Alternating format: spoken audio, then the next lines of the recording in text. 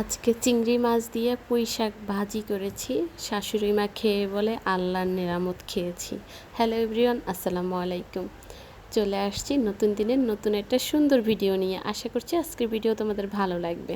ভালো লাগলে অবশ্যই লাইক কমেন্ট শেয়ার করবে। এখানে পুঁই শাকের কোনো ডাটা নেই, শুধু শাক নিয়েছি। আর এটা আমার শাশুড়ি মায়ের রেসিপি, নারিকেল দিয়ে চিংড়ি মাছ দিয়ে ভাজি করেছি।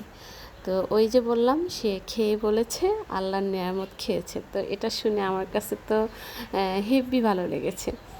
তো যাই হোক, আজকে রান্না করব পুঁই শাক চিংড়ি মাছ দিয়ে নারিকেল বাটা দিয়ে ভাজি, আর তার সাথে মুরগি ঝোল করব।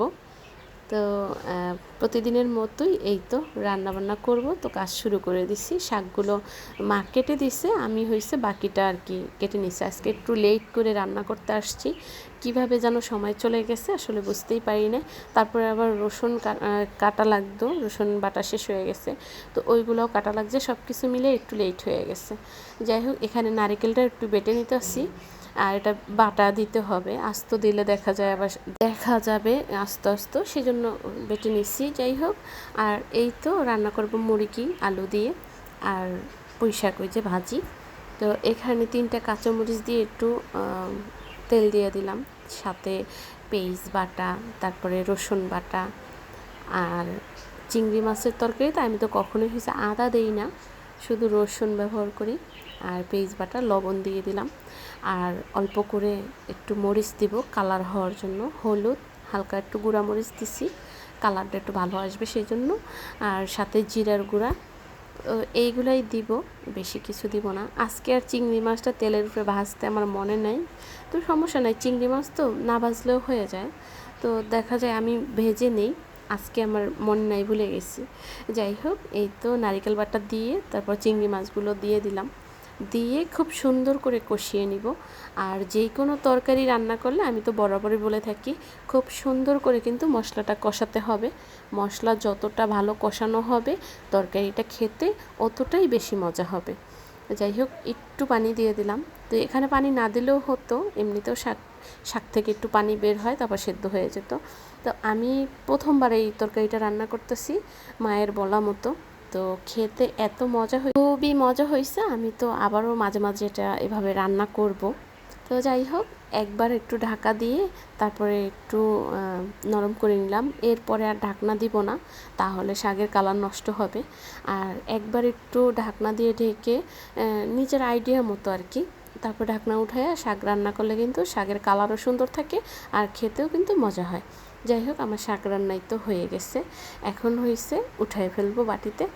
তো শাকটা আসলে আমি যখন রান্না করতেছিলাম ভাবতেছিলাম যে মজা হবে কি না আর কখনো খাই নাই এরকম নারকেল বাটা দিয়ে, এইবারকার প্রথম। তো আমার কাছে তো বেশ ভালো লেগেছে।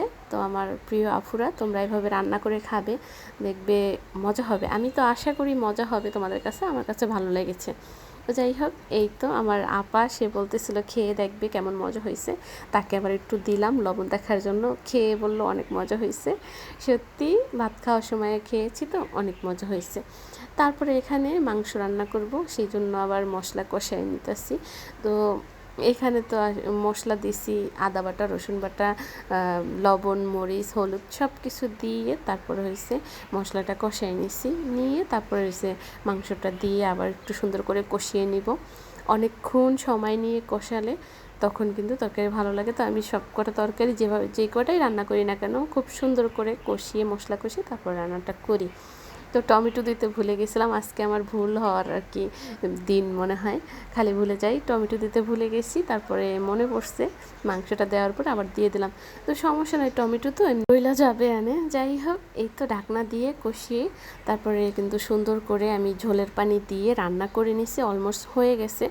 এখন হয়েছে একটু জিরার গুঁড়া দিয়ে চুলাটা অফ করে দেবো, আমার রান্না একদম হয়ে গেছে। আর আমি তো হয়েছে সবসময় মাংস রান্না করলে জিরার গুঁড়া আমাকে দিতেই হবে, কাঁচাটাও দিতে হবে, আর হয়েছে ভাজা জিরার গুঁড়া দিতে হবে। দিলে তাহলে না আসলে আলাদা একটা মজা লাগে। যাই হোক, সবাই তো আর পছন্দ করে না, যে পছন্দ করে সেই দিয়ে নিবে, আর যে পছন্দ না করো সেটা বাদ দিবে, সমস্যা নাই। তো এই ছিল আমার আজকের ভিডিও। আশা করছি আজকের ভিডিও তোমাদের ভালো লেগেছে। আল্লাহ হাফেজ।